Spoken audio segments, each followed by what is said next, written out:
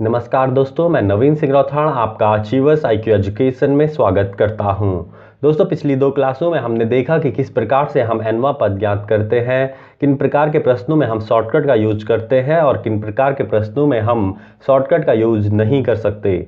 फिर से हमने दूसरी क्लास में देखा था कि किस प्रकार से हम n पदों का योग ज्ञात करते हैं। आज इस वीडियो में हम जानेंगे कि किस प्रकार से हम विषम संख्याओं का योग ज्ञात करते हैं। दोस्तों, जब भी हमें विषम संख्याओं का योग ज्ञात करना होता है तो हमें जो फॉर्मूला यूज करना होता है वह होता है Sn = n² और n हमारे पास यहाँ भी पदों की संख्या होती है। चलिए दोस्तों, उससे पहले हम देखते हैं कि हमें n² किस प्रकार से प्राप्त होता है। एक सीरीज आपकी स्क्रीन पर शो हो रही होगी और यह सीरीज है 1 + 3 + 5 + 7 अप टू सो ऑन और यह श्रृंखला हमें दी गई है n पदों तक और हमें ज्ञात करना है कि विषम संख्याओं का योग अर्थात जो फॉर्मूला है n² उसे कैसे ज्ञात किया जाता है। तो चलिए दोस्तों, हमारे पास फिर से n पदों का योग ज्ञात करने के लिए जो फॉर्मूला होता है वह होता है Sn = n/2 2a plus n-1 into d। यदि हम इस श्रृंखला के पदों को इस फॉर्मूले में रखते हैं तो हमारे पास होगा Sn = n हमें ज्ञात करना है n पद, n हमारे पास n/2 ही रहेगा 2a। अब देखिएगा, इस श्रृंखला का हमारे पास पहला पद है 1 तो a = हो जाएगा 1 प्लस n हमारे पास एज इट इज रहेगा -1 into d और d हमारे पास होगा 2, क्योंकि अगर हम करें 3 - 1 हमारे पास 2 ही मिलेगा, 5 - 3 करें तो भी हमारे पास 2 ही मिलेगा। तो आइए जानते हैं अपने सॉल्यूशन को। ये हो जाएगा n/2, 2 ही कम होगा हमारे पास 2 प्लस इस ब्रैकेट को हम ओपन करते हैं और 2 के मल्टीप्लाई में इसे सॉल्व करते हैं तो ये हो जाएगा 2n - 2। ये प्लस का 2 है, ये माइनस का 2 है, आपस में दोनों कट जाएंगे और हमारे पास बच जाएगा n/2 into 2n। अब हमारे पास 2 से कटा 2 और हमारे पास प्राप्त हुआ n² और यह हमारे पास है Sn = इसका मतलब ये है कि ऊपर दी गई विषम संख्या के पदों का योग ज्ञात करने के लिए हमारे पास जो फॉर्मूला होता है वह होता है Sn = n²। इसीलिए हम विषम संख्याओं का योग ज्ञात करने के लिए n² का यूज करते हैं। दोस्तों, हम अपने प्रश्नों को इस फॉर्मूले के माध्यम से सॉल्व करने का प्रयास करते हैं। तो विषम संख्याओं का योग ज्ञात करने के टाइप में पहला टाइप और पहला प्रश्न आपकी स्क्रीन पर दिख रहा है और इस प्रश्न में हमसे पूछा गया है कि प्रथम 85 विषम संख्याओं का योग ज्ञात करें। दोस्तों, इस वीडियो में हम जानेंगे कि किस प्रकार से हमारे पास विषम संख्याओं के योग ज्ञात करने के लिए अलग अलग तरीके से किस प्रकार से हमारे पास प्रश्न पूछे जाते हैं, किस प्रकार से प्रश्न की लैंग्वेज चेंज होती है और उस लैंग्वेज चेंज होने से किस प्रकार से हमारा आंसर में अंतर आता है, वह भी हम इस वीडियो में जानेंगे।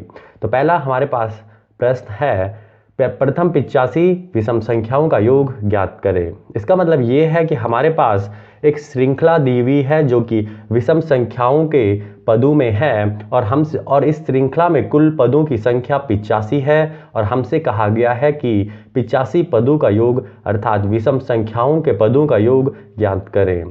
तो अब हमारे पास 85 जो वैल्यू है वह है n की और हमारे पास फॉर्मूले में है Sn = n²। यह हमारे पास विषम संख्याओं के पदों का योग ज्ञात करने के लिए फॉर्मूला है और हमारे पास इस प्रश्न में 85 पद दिए हुए हैं। तो इसका मतलब ये है कि n की वैल्यू हमारे पास 85 दी हुई है और हम n की वैल्यू पुट करने पे हमें मिलेगा 85 का स्क्वायर और यह 85 का स्क्वायर ही हमारे पास पहली 85 विषम संख्याओं का योग होगा। तो आइए जानते हैं 85 के स्क्वायर को। दोस्तों, ध्यान रखिएगा कि हमारे पास स्क्वायर का भी अपने आप में एक मुख्य रोल होता है और हमें स्क्वायर का भी ज्ञान होना चाहिए। तो चलिए देखते हैं 85 का स्क्वायर करने का शॉर्टकट क्या है। देखिएगा, 85 हमारे पास 100 से कितना कम है, 15 कम है। हम 15 को 85 में से ही माइनस करेंगे और 85 में से 15 माइनस करने पे हमें मिलेगा 70। अब हमने 15 माइनस किया है और 15 का स्क्वायर क्या होगा 225, और 225 को हमें इसमें ऐड करना होगा इस तरीके से। ये होगा हमारे पास 5227, मतलब 7225 85 का स्क्वायर होता है। और 7225 ही हमारे पास पहली 85 विषम संख्याओं का योग भी होता है। चलिए दोस्तों, उम्मीद है कि आपको यह प्रश्न या तरीका समझ आया होगा। यदि आपको यह समझ नहीं भी आया है तो चलते हैं हमारे दूसरे प्रश्न पे, और मुझे उम्मीद है कि आपको वह जरूर समझ आएगा। दोस्तों, इसी क्रम में हमारा जो दूसरा प्रश्न है वह आपकी स्क्रीन पर है कि पहली 50 विषम संख्याओं का योग ज्ञात करें। फिर से हमारे पास यहाँ पर जो 50 है वह n की वैल्यू दी हुई है, और हमारे पास हो जाएगा Sn इक्वल टू 50 का स्क्वायर, और 50 का स्क्वायर आपको पता है वह होता है 2500। इसका मतलब ये है कि हमारे पास पहली 50 विषम संख्याओं का योग होता है 2500। इसी तरीके से यदि बात की जाए तीसरे प्रश्न की, तीसरा प्रश्न आपकी स्क्रीन पर शो हो रहा है, और हमसे कहा गया है कि पहली 10 विषम संख्याओं का योग ज्ञात करें। अब हमारे पास यहाँ पर होगा 10 का स्क्वायर, इसका मतलब कि 100। पहली 10 विषम संख्याओं का जो योग होता है वह होता है आपके पास 100। इसी तरीके से यदि हमारे पास कोई भी प्रश्न दिया हुआ हो, मान लीजिए कहा गया है हमारे पास पहली 60 विषम संख्याओं का योग ज्ञात करें, तो हमारे पास होगा 60 का स्क्वायर, अर्थात 6 छका 36 स्क्वायर है तो 1 0 का 2 0 3600। इसका मतलब ये है कि पहली 60 विषम संख्याओं का जो योग होता है वह होता है 3600। तो इस प्रकार से आप इस पहले टाइप के प्रश्नों को सॉल्व कर सकते हैं। चलते हैं इसी में अगले टाइप पे और देखते हैं कि उसमें हमारे पास किस प्रकार के प्रश्न पूछे जाते हैं। यदि बात की जाए दूसरे टाइप की, तो जो हमारे पास दूसरा टाइप होता है वह होता है कि 1 से 10 तक की विषम संख्याओं का योग ज्ञात करें, या इसी प्रकार से 1 से 20 तक की, या 1 से 30 तक की, या 1 से 50 तक की, XYZ कहीं से कहीं तक के भी पदों के विषम संख्याओं के योग की बात कही जा सकती है।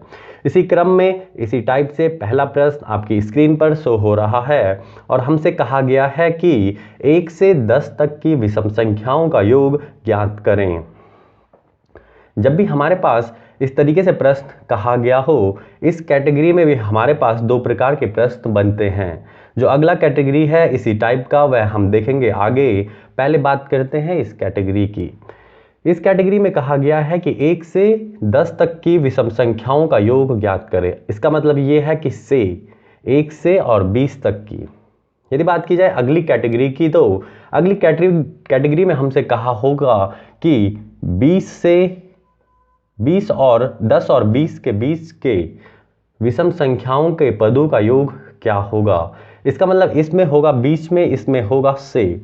तो पहले बात करते हैं हम पहले कैटेगरी अर्थात से पे, और ये प्रश्न कहता है कि 1 से 10 तक की विषम संख्याओं का योग ज्ञात करें। यदि हम 1 से 10 तक के विषम संख्याओं के पदों को देखें तो हमारे पास पद होते हैं 1, 3, 5, 7, 9।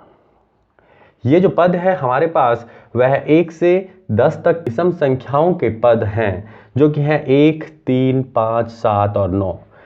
इसका मतलब ये है कि हमारे पास 1 से 10 तक कुल जो विषम पद है वह है 1, 2, 3, 4 और 5। इसका मतलब है कि हमारे पास n की जो वैल्यू है वह है 5। तो Sn इक्वल टू हो जाएगा n स्क्वायर, मतलब 5 का स्क्वायर, और 5 का स्क्वायर 25।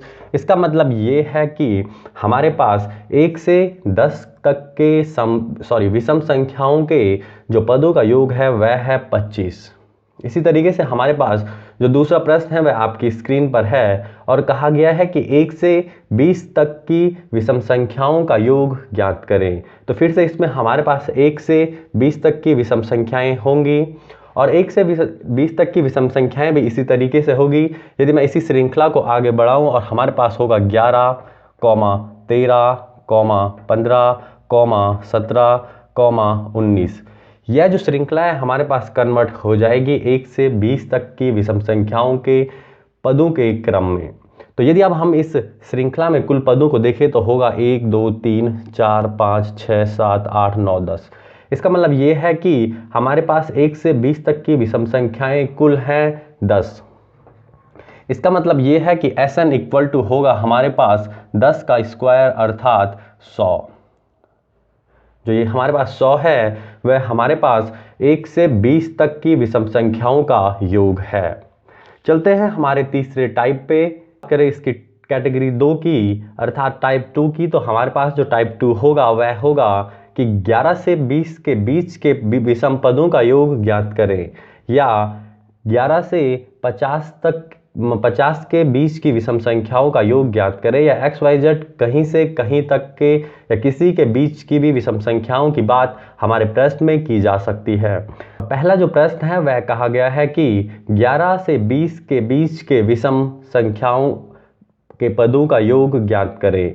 तो हमारे पास अब बात की गई है 11 से 20 के बीच की। इसका मतलब ये है कि इस श्रृंखला में ना तो हमें 11 लेना है और ना ही हमें 20 लेना है, इनके बीच में जो संख्याएं हैं उन्हें हमें लेना है। तो यदि हम इनके बीच की बात करें तो उनमें विषम संख्याएं होंगी 13, 15 या 17 और 19। लेकिन अब यदि हम इन्हें 4 संख्याओं को रखें और n इक्वल टू 4 रखें और n की वैल्यू हमारे पास हो, जो n होगा Sn होगा हमारे पास वह होगा 4 का स्क्वायर 16, तो यह क्वेश्चन हमारा गलत होगा।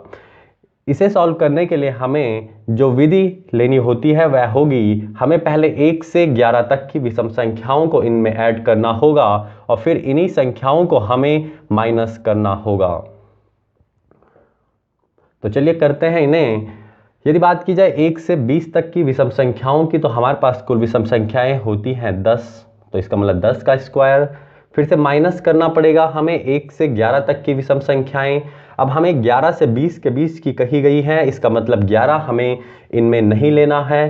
यदि बात की जाए 1 से 10 के बीच की, तो हमारे पास कुल संख्याएं होती है 5 और 5 और 1 11 को मिलाएंगे तो 6, तो इसका मतलब हमें 6 का स्क्वायर इससे माइनस करना होगा। तो ये होगा हमारे पास 100 माइनस 36 इक्वल टू 64। इसका मतलब ये है कि 11 से 20 तक की विषम संख्याओं का जो योग होता है वह होता है 64। उम्मीद है कि आपको यह प्रश्न जरूर समझ आया होगा। तो चलते हैं इसी कैटेगरी के दूसरे प्रश्न पे। तो जो हमारा अगला प्रश्न है वह आपकी स्क्रीन पर शो हो रहा है और अगला प्रश्न हमसे कहता है कि 21 से 51 के बीच की विषम संख्याओं का योग ज्ञात करें। इस प्रश्न को करने के लिए फिर से हमसे कहा गया 21 से 51 के बीच की विषम संख्याओं का योग। इसका मतलब हमारे पास है कि 21 और 51 हमारे पास इसमें इन्वॉल्व नहीं है। फिर से इसे करने के लिए पहले हमें 1 से लेके 21 तक के जो विषम संख्याओं के पद है उन्हें ऐड करना होगा और फिर से हमें इससे माइनस करना होगा 1 से लेके 21 तक की विषम संख्याओं के पद।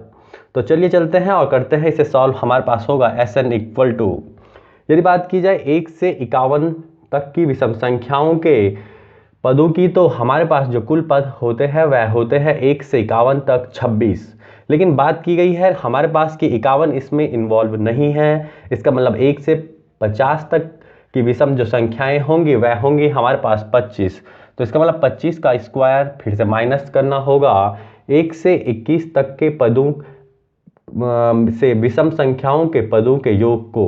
तो हमारे पास जो कुल पद होंगे 1 से 21 तक वह होंगे 1 से 20 तक होते हैं हमारे पास 10 और 21वां पद होगा, ये हो जाएंगे टोटल 11 का स्क्वायर। तो ये हो जाएगा 25 का होता है हमारे पास 625 माइनस 11 का स्क्वायर होता है 121। तो ये हमें मिलेगा 5 में से 1 गया 4, 2 से 2 गया 0, 6 से 1 गया 5। इसका मतलब ये है कि हमारे पास 21 से 51 तक के बीच की विषम संख्याओं का जो योग है वह होता है 504। उम्मीद है कि आपको यह सेशन जरूर पसंद आया होगा। यदि आपको यह वीडियो पसंद आए तो वीडियो को लाइक करें, अपने दोस्तों के साथ शेयर करें और कमेंट जरूर करें। Thank you and thanks for watching.